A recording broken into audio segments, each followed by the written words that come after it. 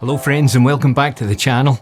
In this week's video we're going to look at some very easy tips that you can do today that will turn your photographs from kind of alright into something a bit more spectacular.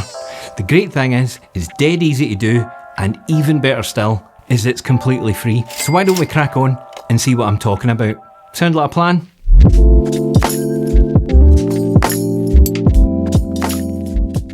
Okay, so without giving away everything right at the very start of the video, I'm going to put up some photographs on the screen for you now. And as we look through them, I want you to have a look and see if you can notice what the theme is between each photograph. I'm sure you'll agree that the exposure's okay in them, there is a decent subject in them, the light is average, it might be okay in some of them, but there's one thing that sticks out, to me at least, and that is they're incredibly boring.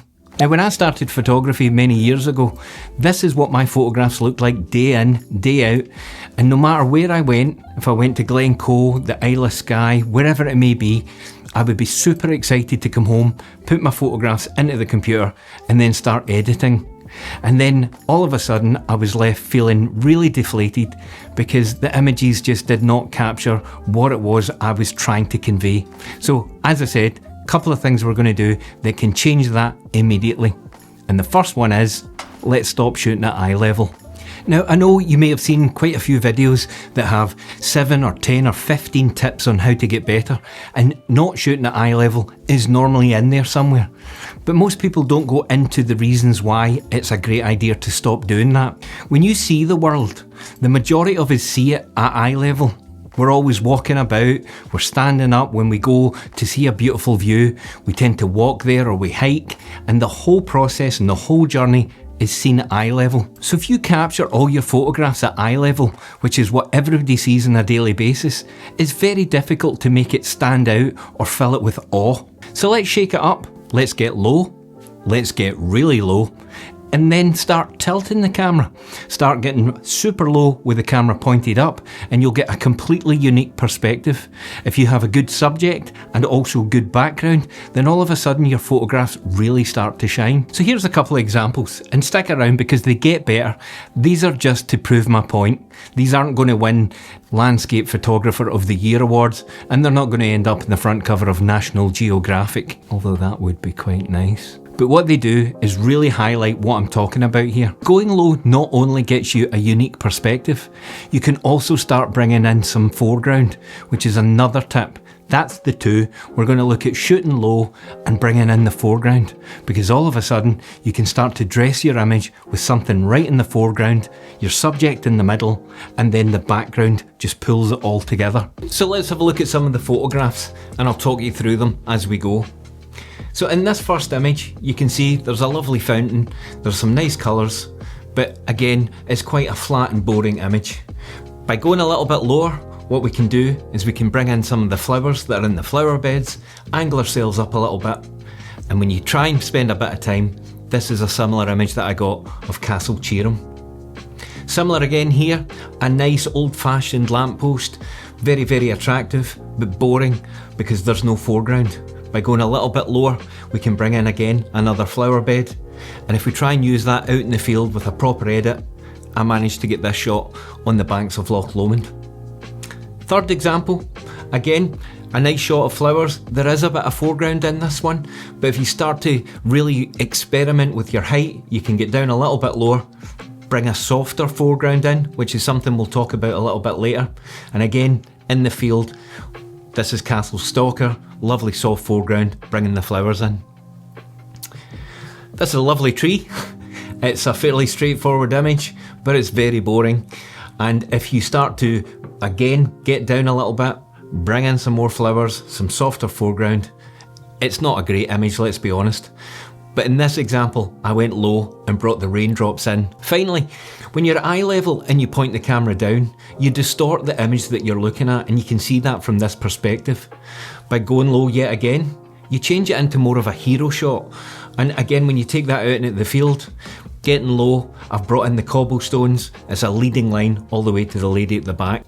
So I'm hoping you can start to see the difference in the before and after shots here. You can really start to think outside the box and start looking for things that you can point your lens through or include in the bottom of the frame that just add something to the overall photograph. And bear in mind, these aren't the best photographs I've ever taken, but again, they serve a purpose. Now in my examples, I've went low and really low, but obviously the opposite applies. You can get high and sometimes really high with your camera, and again, it's a unique perspective that most people don't see on a daily basis. So don't be scared, go out and really experiment and try new things, because again, if you're just walking about holding the camera up here, you've entered into what I call tourist mode. And we all know what that looks like. I've mentioned it in other videos, and that's just turning up at a scene, being completely blown away by the vista in front of you, and then just pressing the shutter button. And when you get home, you wonder why it doesn't convey the feeling that you had when you were standing there looking at it. So think a little bit more about your images before you press that shutter button. And a bonus tip, sometimes it's better not to even take your camera out the bag, because what happens when we take our camera out is we get super excited and then all of a sudden we're spraying and we're praying. So take your time. Have a walk about your scene, have a look and see if there's any foreground that you want to include. If there's not, you might have to move your angle. It might not be the most obvious composition that you first thought of, but hunt for it, you will find it. And if there is no foreground that is eye-catching, like flowers or benches or things like that, even going just down to the grass level, it brings in that soft front focus that leads the viewer's eye right into the middle of the image. So there you have it. It's free and it's easy. But why do some people not do it? My personal belief is, as photographers, we can get very lazy at times. I'm 52 and my knees are starting to play up, so I sometimes don't like bending down, crouching for any length of time, because when I stand up, I make noises that I used to make in the bedroom when I was a young man, but now I'm just standing up. I know some of you know what I'm talking about there. But for a good photograph, it is really worthwhile doing. So don't just fall into your old patterns. Don't do what's easy. You might have your backpack on. Get it off, get it on the ground and free yourself up so that you can get into unique angles and start taking unique photographs. So let's go on to tip number 2, and that's the foreground. And you'll have seen some examples of that already in this video. I like to shoot at f2.8 now when I do landscape photography, and that's kinda breaking the rules of f8 and B there. I've mentioned that also in another video, but I really love the fact that when you shoot like that, the foreground doesn't need to be a very distinguished item. It can be just flowers, it could be a fence, it could be a wall, because by the time you shoot at f2.8, it's going to be very soft in focus and the details won't matter. But again, what it does do is it layers your photograph so you have a foreground, a middle ground and a background, and that makes your photographs feel a little bit more three-dimensional. So have a look about for some foreground. It can literally be anything, and if you're really struggling, bring some with you. There's nothing wrong with having something in your bag that you can lay on the ground and shoot from behind it.